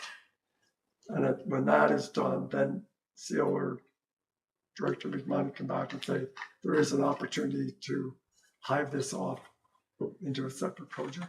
Do you want to add anything to that? Yeah, I would just advise that the quote we received again was for the feasibility, the analysis, and fortunately our staff deployed our traffic measurement equipment, and we did get traffic data for all approaches to the intersection. So we have the data. We're collecting the data now, so that's going to help speed things up.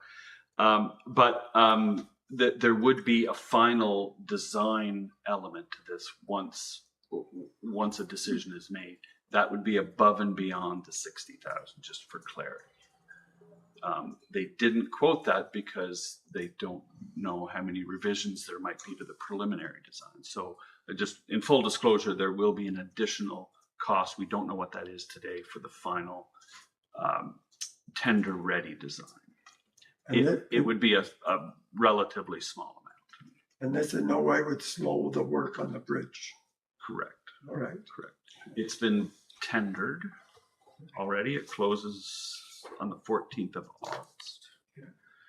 So what that means is that we would need to make a decision at that point. Do we award the full work, or do we So we considered the intersection work as a provisional item, meaning we can take it out if we wish. Yeah. So we have latitude to do that. Okay. I'll just check with the clerk that that direction's clear, what you've heard tonight. Yes, and I'll consult with CAO one who assess between meetings. Thank you, everyone, for that. We do have an in-camera item, unless there's committee or external updates, I'm not seeing any. We do have an in-camera, and I will recommend a motion that council the corporation of municipal laws is provided in section 2392E of the Municipal Act of 2001 as amended, move into closed section at 6:45 to discuss a litigation or potential litigation matter. Moved by Councillor Robinson, seconded by Councillor Miller. All in favor? We may be a bit in there, I don't know. So you're welcome to stay or get on about your business. Thank you.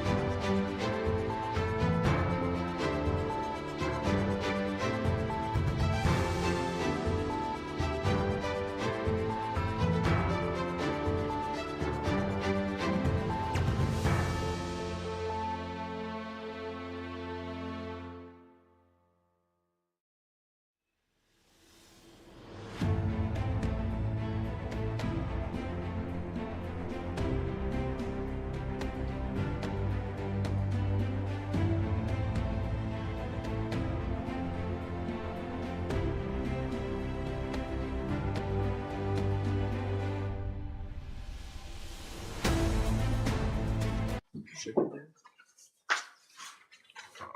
They say it's working in here now, right? It's back on. So thank you, everyone, for your patience while we did an in-camera discussion. Had council provided feedback to staff regarding a potential litigation matter. I'm just seeking any information or correspondence items. I'm seeing none. No notice of motions. So committee adjourned its proceedings at 7:01 and stands so adjourned until the next duty call. Committee meeting moved by Councillor Robinson, second by Councillor Brennan. All in favor? It's carried. Thank you.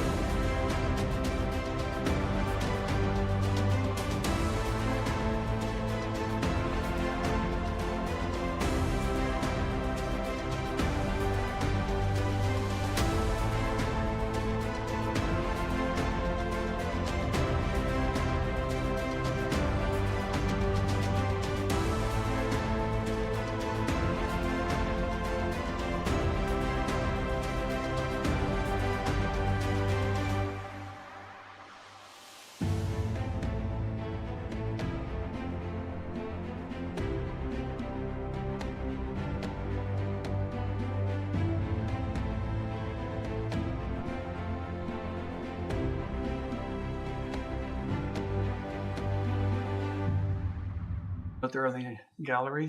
Back on your table.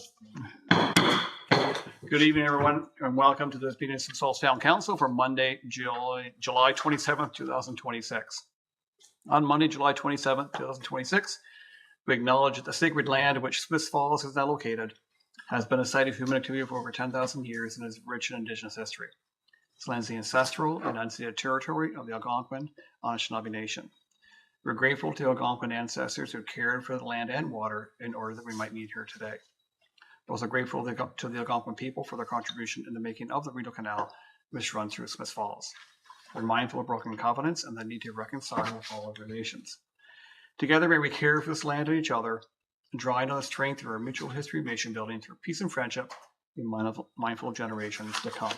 I will call the meeting to order at 7:20 p.m. Please note, in addition to the agenda, item 9.1 regarding the channelization lane at back with the Lombard and that intersection, that's going to be with Councillor McGuire. And the motion for approval of the agenda, the amended agenda, is with Councillor Quinn, please. Thank you. Moved by myself, seconded by Councillor Miller, that the July 27, 2026 special council meeting amended agenda be approved as circulated. Thank you. It's moved by Councillor Quinn, second by Councillor Miller, that the July 27th, 2026 special council meeting agenda be approved as amended. All in favor? Carried. As for disclosure of pecuniary interest and or conflict of interest or general nature thereof, seeing none. We have no approval of minutes. We have no reports, I understand, no presentations and proclamations, and no consent agenda. So right to our motions. Item 9.1, 2025 financial statements. Councillor Quinn, please. Thank you. Moved by myself, seconded by Councillor Miller, that the Council of the Corporation of the Town of Smith Falls receive the 2025 consolidated financial statements as prepared by Baker Tilly, KDN LLP. Thank you. Further discussion, please.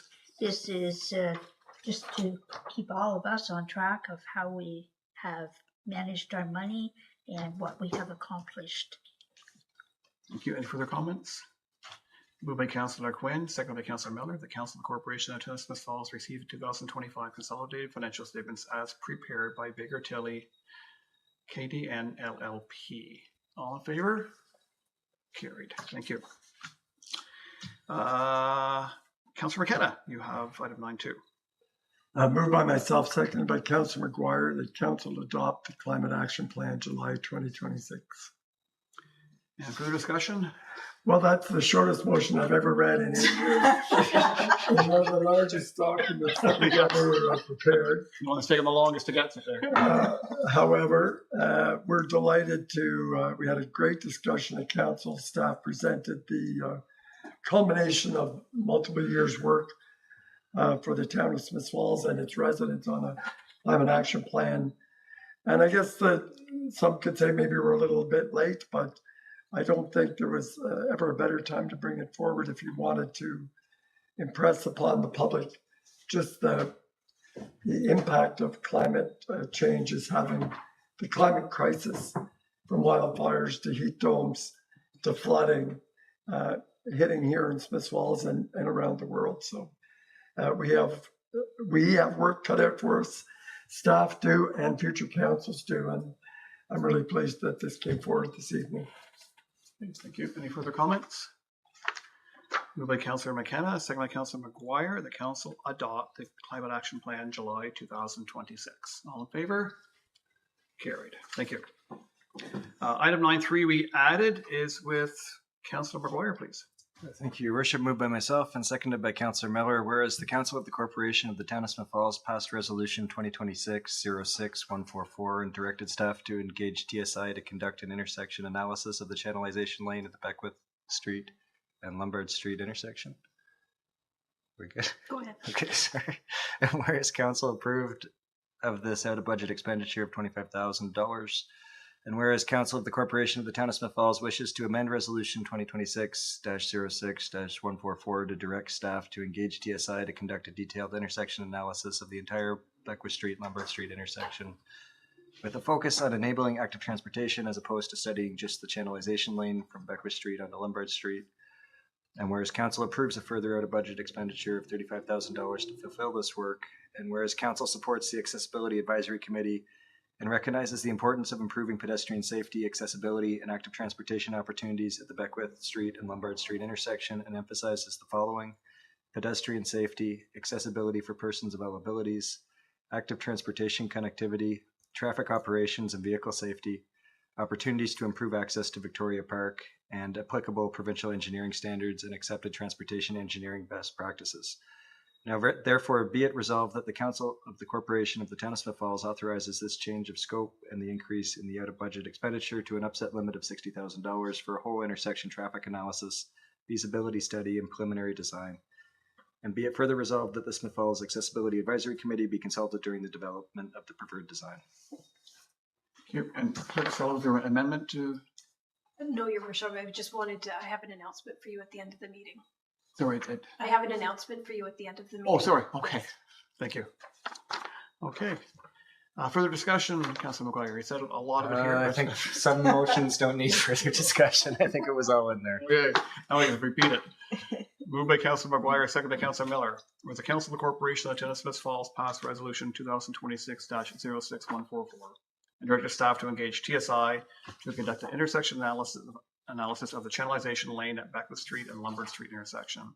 Whereas Council approved of this out-of-budget expenditure of $25,000.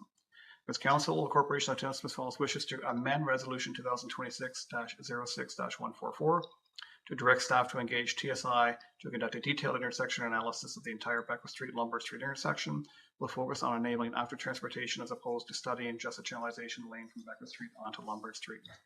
As council approves a further budget expenditure of $35,000 to fulfill this work, whereas council supports the Accessibility Advisory Committee and recognizes the importance of improving pedestrian safety, accessibility, and active transportation opportunities at the Beckwith Street and Lombard Street intersection, and emphasizes the following: pedestrian safety, accessibility for persons with all abilities, active transportation connectivity, traffic operations and vehicle safety, opportunities to improve access to Victoria Park, and applicable provincial engineering standards and accepted transportation engineering best practices. Now therefore be it resolved, the Council of the Corporation of Town of Smith Falls authorizes the change of scope and the increase in the out-of-budget expenditure to an upset limit of $60,000 for a whole intersection traffic analysis, feasibility study, and preliminary design. Be it further resolved that the Smith Falls Accessibility Advisory Committee be consulted during the development of the preferred design. All in favor? Carried. Thank you. Okay, into our bylaws. Our first is with Councillor Robinson, please. Thank you, Your Worship. I'll try to keep this brief. Moved by myself, seconded by Councillor McKenna, that a bylaw to amend bylaw 10644-2026, being a bylaw to adopt a procurement policy for the Corporation of the Town of Smith Falls, addition of Appendix A, be received and read a first time and taken as read a second time. Thank you. Moved by Councillor Robinson, seconded by Councillor McKenna, that a bylaw to amend bylaw 10644-2026, a bylaw to adopt a procurement policy for the Corporation of the Town of Smith Falls, addition of Appendix A, be received for the first time and taken as read a second time. All in favor? Carried. Discussion, please. Yeah, this is an amendment to add a provincial mandate to buy Ontario wherever possible. And that's basically all it's doing. Thank you. Any further discussion? Third reading, please. Moved by myself, seconded by Councillor McKenna, that a bylaw to amend bylaw 10644-2026, being a bylaw to adopt a procurement policy for the Corporation of the Town of Smith Falls, addition of Appendix A, be now read a third time and finally passed, signed, sealed, and numbered 10713-2026. Thank you. By Councillor Robinson, second by Councillor McKenna, and a bylaw to amend bylaw 10644-2026, being a bylaw to adopt a procurement policy for the Corporation of the Town of Smith Falls, addition of Appendix A, be now read a third time and finally passed, signed, sealed, and numbered 10713-2026. All in favor? Carried. Thank you. And Councillor Brennan, you're up next. Moved by myself, seconded by Councillor Miller, that a bylaw authorizing the execution of an encroachment agreement with the owners of 12 Maple Avenue, corner of Maple and William, to permit the construction of a directory sign, ground sign on the municipal right-of-way be received and read a first time and taken as read a second time. Thank you. Moved by Councillor Brennan, second by Councillor Miller, that a bylaw authorizing the execution of an encroachment agreement with the owners of 12 Maple Avenue, corner of Maple and William Street, to permit the construction of a directory ground sign on the municipal right-of-way be received read a first time and taken as read a second time. All in favor?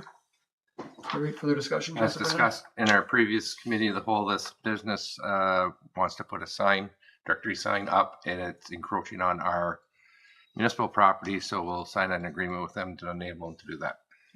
Any further discussion? Third reading, please. Moved by myself, second by Councillor Miller, that a bylaw authorizing the execution of an encroachment agreement with the owners of 12 Maple Avenue, corner of Maple and William Street, to permit the construction of a directory ground sign on the municipal right-of-way be now read a third time and finally passed, signed, sealed, and numbered 107/14/2026. Thank you. Moved by Councillor Brennan, seconded by Councillor Miller, that a bylaw authorizing the execution of an encroachment agreement with the owners of 12 Maple Avenue, corner of Maple Avenue and William Street, to permit the construction of a directory ground sign on the municipal right-of-way be now read a third time and finally passed, signed, sealed, and numbered 10714-2026. All in favor? Carried. Our last piece of formal business is with Councillor Miller. Thank you. Moved by myself and seconded by Councillor McKenna that a bylaw to amend 10381-2022, being a bylaw to authorize execution of a memorandum of understanding with Carebridge Community Support, be received and read a first time and taken as read a second time. Thank you. Moved by Councillor Miller, seconded by Councillor McKenna. The bylaw to amend 10381-2022, being a bylaw to authorize execution of a memorandum of understanding with Carebridge Community Support, received read a first time and taken as read a second time. All in favor? Carried. Further discussion, Councillor Miller? So this extends a 3-year agreement we have in place with Carebridge. We're hoping that they're able to get some funding for a property on Robinson Street to build more affordable housing, but this would buy them some time to try to secure that housing. Thank you. Third reading, please. Thank you. Moved by myself and seconded by Councillor McKenna that a bylaw to amend 10381-2022, being a bylaw to authorize execution of a memorandum of understanding with Carebridge Community Support, be now read a third time and finally passed, signed, sealed, and numbered 10715-2026.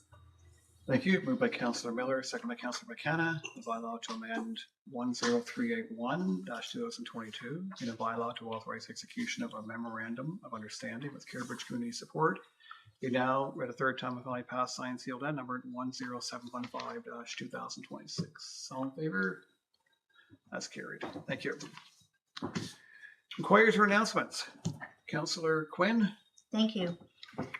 I'm very pleased to announce that the Railway Museum of Eastern Ontario received a Trillium grant of $86,000 that is going towards the new roof. And so we're now looking at options. The other that I want to announce is they also received 2 speeder cars from the Bytown Museum. They donated them to us. All we had to pay was the cost of moving them. Very generous of them. We certainly appreciate that. Wonderful. Great news. Thank you. Anything further for announcements? A motion for adjournment. We have no confirmatory bylaw. Motion for adjournment. Councillor Robinson. Thank you.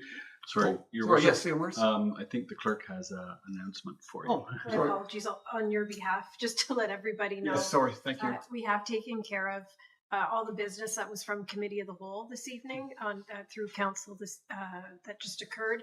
So unless something urgent or time sensitive comes up, there won't be any meeting next week. It's not We'll supposed to say resume that. Thank you. on August 10th. Okay, thank you. August 10th is the Yes. next one. Thank you. Committee of the whole. Committee of the Whole. Okay. Councillor Robinson. Thank you. Moved by myself, seconded by Councillor Brennan, that council adjourn its proceedings at 7:33 p.m. and stand so adjourned until the next duly called council meeting. Thank you. Move by Councillor Robinson, second Councillor Brennan. The council adjourns proceedings at 7:33 p.m. and stands to adjourn to the next duly called council meeting. All in favor? We're adjourned. Good night, everyone.